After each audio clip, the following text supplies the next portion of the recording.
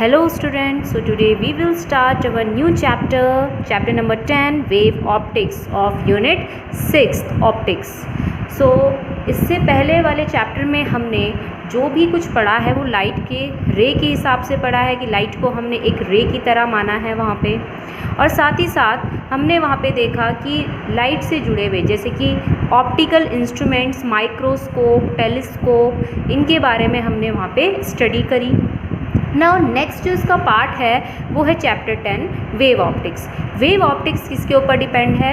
ये डिपेंड है लाइट की वेव नेचर पे, कि यहाँ पे लाइट के वेव नेचर को लेकर हमने यहाँ पे क्या करे हैं, बहुत सारी डेरिवेशन करी है, और साथ ही साथ इससे रिलेटेड हम कुछ थ्योरीज पढ़ेंगे, कुछ यहाँ पे फैक्ट्स पढ़ेंगे, कंसेप्ट पढ़ेंगे, जिसमें हमें लाइट को कैसा नेचर प्रोवाइड कराना है, जिसमें लाइट को किस तरीके का सोचना है कि ये यहाँ पे वेव है। और ये आपको पता ही है कि लाइट कैसे टाइप की वेव है। Light is an electromagnetic wave. Light is an electromagnetic wave. Electromagnetic wave के बारे में आपने पढ़ा था। इलेक्ट्रोमैग्नेटिक वेव इट मीन्स ये किस टाइप की वेव है? ट्रांसवर्स वेव है। एंड वेव में आपको पता है जब ट्रांसवर्स वेव की बात करते हैं तो वेव में क्या बनते हैं? क्रेस्ट एंड ट्रफ्स बनते हैं। तो इसमें एक यहाँ पे वर्ड आता है जिसको हम कहते हैं phase. What do you mean by phase? तो आपको यहाँ पे दिख रहा होगा, मैंने यहाँ पे एक वन ऑसिलेशन बनाया है किसका? लाइट वेव का। ठीक है, अगर मैं यहाँ पे टू ऑसिलेशन बनाऊँ तो उस केस में कैसे बनाऊँगी? इसी तरीके से बनेगा टू ऑसिलेशन। ठीक है, एक ऑसिलेशन ये, this one, and second oscillation कौन सा हो जाएगा? This one. तो अब अगर मैं इसमें फेज़ निकालूँ कि फ़ेज़ एक्चुअली होता क्या है, तो आपको पता है कि हम एंगल्स की फॉर्म में, आपने 11th क्लास में प्रीवियस जो भी आपकी क्लास रही होगी उसमें पढ़ा होगा कि अगर मैं एंगल की बात करूँ यहाँ पे, ये कौन सा एंगल होगा? इसका 0 डिग्री का एंगल। ओके, ये कितना डिग्री का एंगल होता है? 90 डिग्री का। ये होता है 180 डिग्री का, यहाँ पे 270 degree, and this is 360 degree. It means कि जब one complete oscillation take place होता है तो उस केस में कितने का फेस चेंज होता है? टोटल फेस चेंज कितना बनता है? 360 डिग्री का। ओके, तो हर एक पर्टिकुलर एम्पलीट्यूड या फिर हर एक पर्टिकुलर यहाँ पे अगर हम बात करें ऑसिलेशन की, तो हर एक पॉइंट पे यहाँ पे डिफरेंट टाइप के फेस बन रहे हैं। 0 degree, 90 degree, 180 degree, 270 degree, 360 degree. तो इसी को हम क्या कहते हैं? फेज़ कहते हैं। तो चलिए स्टार्ट करते हैं। यहाँ पे सबसे पहला जो यहाँ पे हमारे पास टॉपिक है वो है हाइगन्स प्रिंसिपल। हाइगन यहाँ पे एक साइंटिस्ट थे जिन्होंने किसके बारे में बताया था? लाइट की वेव थ्योरी के बारे में बताया था। लाइट की वेव थ्योरी। लाइट की वेव थ्योरी में उन्होंने एक पर्टिकुलर वर्ड का जिक्र किया है, वो है यहाँ पे वेव फ्रंट। सबसे पहले हम यहाँ पे हाइगन्स प्रिंसिपल नहीं पढ़ रहे हैं, सबसे पहले हम यहाँ पे क्या पढ़ रहे हैं कि इसमें कुछ यहाँ पे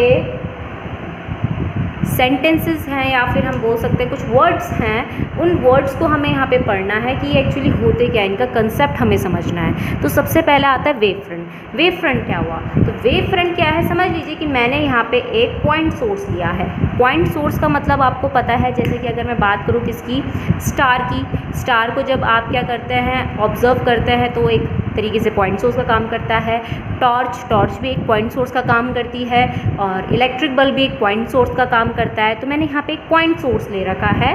ठीक है, अब आपको पता है कि यहाँ पे जो ये पॉइंट सोर्स है, जब इसे ऑन किया जाएगा तो इससे जो लाइट रे है वो ऑल अराउंड कैसे डिस्ट्रीब्यूट होगी? इक्वली डिस्ट्रीब्यूट होगी। तो वेव थ्योरी में हाइगन्स ने यही बताया था कि कोई भी अगर पॉइंट सोर्स है तो उससे जो भी वेव होगी, या कोई सा भी अगर लाइट सोर्स है तो उससे जो भी वेव होगी वो ऑल अराउंड इक्वली डिस्ट्रीब्यूट होगी। तो किस तरीके से? समझ लीजिए कि मैंने इसके ऑल अराउंड एक इमेजिनरी स्फीयर ड्रॉ कर दिया। एक इमेजिनरी स्फीयर ड्रॉ कर दिया इस तरीके से। तो आपको पता है ये पॉइंट सोर्स से जब लाइट रे आएगी तो इस तरीके से ट्रैवल करते हुए आएगी। लाइट रे ऐसी ट्रैवल करते हुए आती है, ऑसिलेशंस ऐसे ही होते हैं। ठीक है, ऐसे पता नहीं कितनी सारी rays, infinite number of rays यहाँ से निकलते हुए इस पर्टिकुलर पॉइंट पे ऐसे ही आगे की तरफ भी जाएंगी। तो लेकिन मैंने यहाँ पे एक इमेजिनरी स्फीयर ड्रॉ कर रखा है जिसके हर एक पॉइंट पे, जिसकी सरफेस पे मुझे देखना है कि यहाँ पे जो लाइट की इंटेंसिटी या लाइट की जो एनर्जी है वो किस तरीके से डिस्ट्रीब्यूट है। तो आपको दिख रहा होगा कि सेंटर से इस स्फीयर की सरफेस की जो डिस्टेंस है वो क्या है, हर तरीके से सेम है, हर डायरेक्शन से सेम है। जब हर डायरेक्शन से सेम होगी तो इट मीन्स कि जो भी यहाँ पे लाइट का डिस्ट्रीब्यूशन होगा इसकी सरफेस में वो क्या होगा, इक्वली डिस्ट्रीब्यूशन होगा, इक्वल डिस्ट्रीब्यूशन होगा। ओके, दूसरी चीज़ बात आती है फेज़ की। फेज़ अभी बताया था ना डिग्रीज, तो इट मीन्स जब यहाँ से लेकर यहाँ तक की डिस्टेंस सेम है तो जो लाइट ट्रैवल करके जा रही है, लाइट रे जितनी भी ट्रैवल करके जा रही है, वेव ट्रैवल करके जा रही है, उन सभी के फेज़ क्या होंगे, कांस्टेंट। कांस्टेंट का मतलब कि अगर इस पॉइंट में मैं इस वेव का फेज़ लूँ कि वो 90 डिग्री है तो इस वाली रे का भी यहाँ पे फेज़ क्या होगा, 90 डिग्री। हर वेव का जो यहाँ पे फेज़ होगा वो क्या होगा, 90 डिग्री। तो इट मीन्स कि अगर हम किसी भी पर्टिकुलर डिस्टेंस पे देखें तो उस पर्टिकुलर डिस्टेंस पे और जितनी भी रेज हैं उनका फेज़ क्या रहेगा, वो सरफेस पे उस फेज़ का फेज़ क्या रहेगा, कांस्टेंट रहेगा। ठीक है, तो मैंने ये जो एक सरफेस, इमेजिनरी सरफेस ड्रॉ करी है, स्पेरिकल सरफेस ड्रॉ करी है एक इमेजिनरी, इसके हर एक पॉइंट में जो ये ऑप्टिकल वेव है इसका फेज़ ऑफ ऑसिलेशन क्या है, कांस्टेंट है। तो इसी इमेजिनरी सरफेस को हम क्या कहते हैं, यहाँ पे वेव फ्रंट कहते हैं। ओके, वेव फ्रंट क्या हुआ यहाँ पे, अब देखिए इससे भी याद रखना, वेव जो लाइट वेव है, फ्रंट जो उसके फ्रंट में बन रहा है। तो इट मीन्स कि यहाँ पे वेव फ्रंट क्या हुआ, एक ऐसी इमेजिनरी सरफेस जो किसी भी हम लाइट सोर्स के अराउंड ड्रॉ करते हैं कि अगर हम किसी भी पर्टिकुलर उस सरफेस पे देखें किस चीज़ को, फेज़ ऑफ ऑसिलेशन को, तो फेज़ ऑफ ऑसिलेशन क्या रहता है, उसकी सरफेस पे ऑल अराउंड कांस्टेंट रहता है।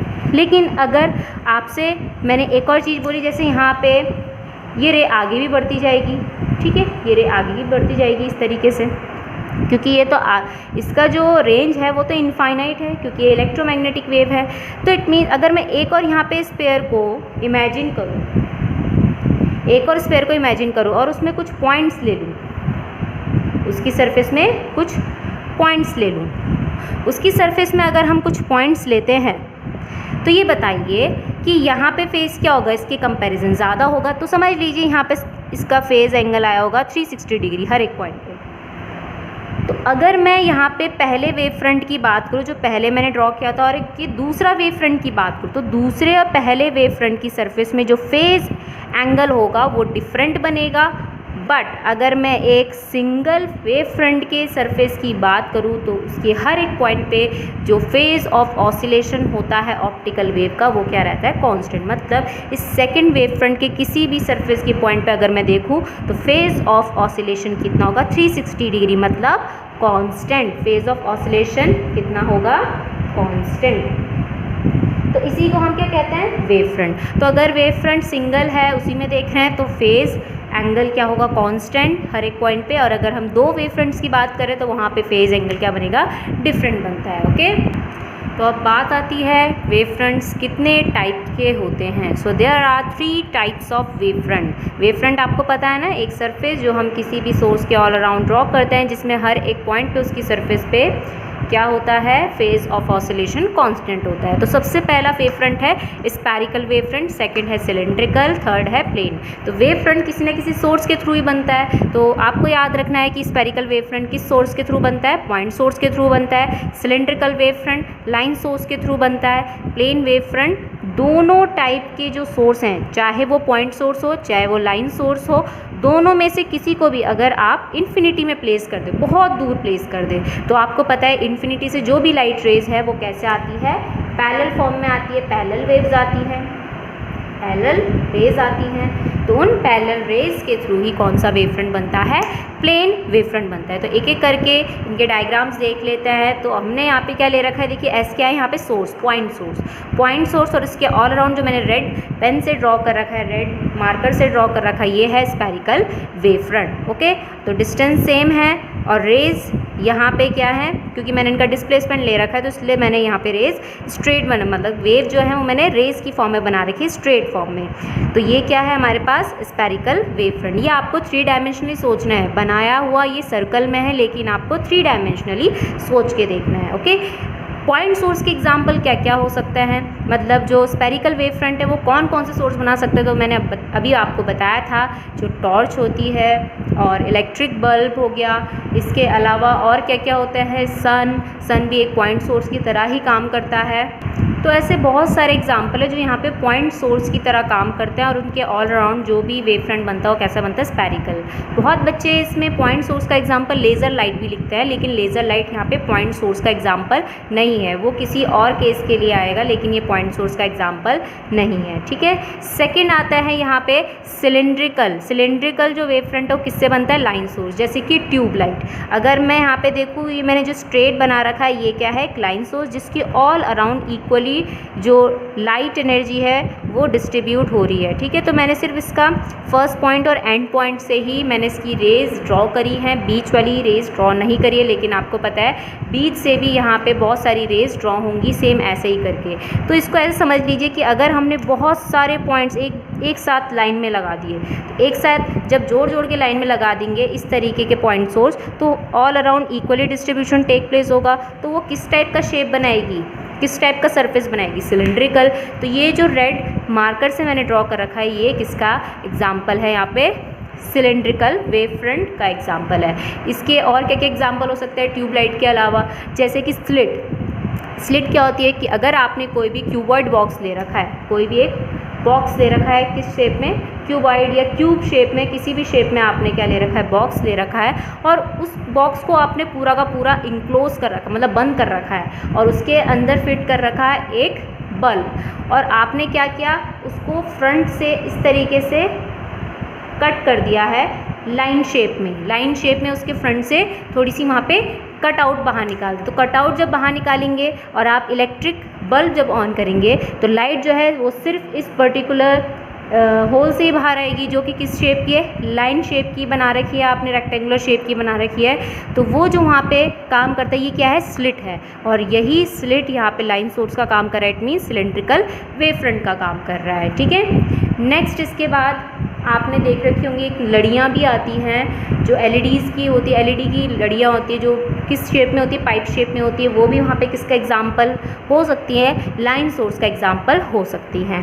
थर्ड जो है वो है plane wave front. Plane wave front मैंने आपको बताया था दोनों टाइप के सोर्स से मिलकर बन सकता है, जो इन्फिनिटी पे प्लेस हो, मतलब पैरेलल रेज के थ्रू प्लेन वेव फ्रंट बन, जहाँ पे पैरेलल रेज दिखेंगी वहीं पे कैसा वेव फ्रंट बन जाएगा, प्लेन वेव फ्रंट बन जाएगा। ओके, तो आपको दिख रहा होगा कि यहाँ पे चारों तरफ से इसमें पैरेलल रेज हैं, और पैरेलल रेज कौन सा वेव फ्रंट बना रही है, प्लेन वेव फ्रंट बना रही है। प्लेन वेव फ्रंट के एग्जांपल क्या हो सकता है, पहला एग्जांपल तो खुद है, एक जो आपकी फ़ोन की स्क्रीन है, तो फ़ोन की स्क्रीन जब आप उसे ऑन करते हो तो वो वहाँ पे किसका एग्जांपल देती है, प्लेन वेव फ्रंट का एक एग्जांपल होती है।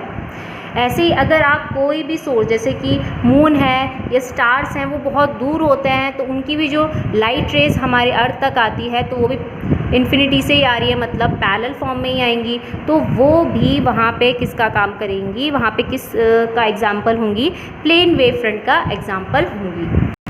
एक बात और आपको यहाँ पे याद रखनी है कि जब भी हम रेज ड्रॉ करते हैं, ठीक है, जब भी हम रेज ड्रॉ करेंगे, अब जो भी आपके पास एक्सप्रेशन आएगी वो हम वेव फ्रंट के हिसाब से ही सॉल्व करेंगे। ओके, और आपने यहाँ पे इसीलिए 3 वेव फ्रंट्स पढ़ लिए हैं, तो जो भी हम रेज ड्रॉ करेंगे तो आपको याद रखना है वो वेव फ्रंट के सरफेस के परपेंडिकुलर होनी चाहिए। तो ऑलवेज़ जब भी हम रेज ड्रॉ करते हैं, रे ऑफ लाइट, तो वो ऑलवेज वेव फ्रंट के परपेंडिकुलर ही ड्रॉ की जाती है। ठीक है, तो आपको यहाँ पे दिख रहा होगा मैंने 3 टाइप की रेज यहाँ पे ड्रॉ कर रखी हैं। तो ये किस तरीके से हम इसमें वेव फ्रंट ड्रॉ करेंगे, तो सबसे पहला क्या है, यहाँ पे पैरेलल वेव फ्रंट से पैरेलल रेज हैं, तो पैरेलल रेज के लिए जो वेव फ्रंट बनता है वो कैसा बनता है, प्लेन। तो प्लेन देखिए मैं यहाँ पे 3 डायमेंशनली नहीं बना रही हूँ, यहाँ पे मैं इसे 1 डायमेंशनल फॉर्म में बना रही हूँ। तो किस तरीके से देखिए, समझ लीजिए कि अगर हमारे पास क्या है, कोई प्लेन वेव फ्रंट है, तो इसी तरीके से हम यहाँ पे इंसर्ट करेंगे, इसी तरीके से यहाँ पे इंसर्ट करवाएंगे, तो मुझे सिर्फ इसका क्या दिखेगा, ये फ्रंट पार्ट ही दिखेगा ना, इसकी लाइन पार्ट ही दिखेगी। तो इस तरीके से बनाया जाएगा ये। ठीक है। तो इट मीन्स कि कोई प्लेन शीट इस तरीके से यहाँ पे रखी गई है, तो ये हो गया plane wave front. Parallel rays के लिए ये कैसी रेज हैं, ये है डाइवर्ज रेज, डाइवर्जिंग रेज है। डाइवर्जिंग रेज है तो लेकिन यहाँ ये कहाँ से आ रही है, पॉइंट सोर्स से आ रही है। पॉइंट सोर्स कैसा वेव फ्रंट बनाता है, स्फेरिकल, तो पूरा स्फेयर तो नहीं बनाएगा लेकिन इतना तो बना ही देगा जितने में ये रेज हैं, इस तरीके से। ओके, ऐसी यहाँ पे अगर मैं थर्ड देखूँ तो थर्ड यहाँ पे ये कैसी रेज है, कन्वर्जिंग रेज है। कन्वर्ज रेज हैं तो इट मीन्स इसके लिए, और ये पॉइंट एक पर्टिकुलर पॉइंट पे जाके मिल रही है, तो इट मीन्स इसके लिए भी जो हमारे पास वेव फ्रंट बनेगा वो कैसा बनेगा, यहाँ पे किस तरीके का बनेगा, सेम जो स्फेरिकल वेव फ्रंट है वो यहाँ पे बनेगा। तो किस तरीके से बनाना है, जैसे हमने उसमें बनाया था वैसे ही बनाना है। और आपको हर एक पॉइंट पे दिख रहा होगा कि जो भी रेज हैं वो इसकी सरफेस के साथ कितना डिग्री का एंगल 90 डिग्री का एंगल बना रही है हर एक पॉइंट पे। ठीक है, तो इस तरीके से आपको याद रखना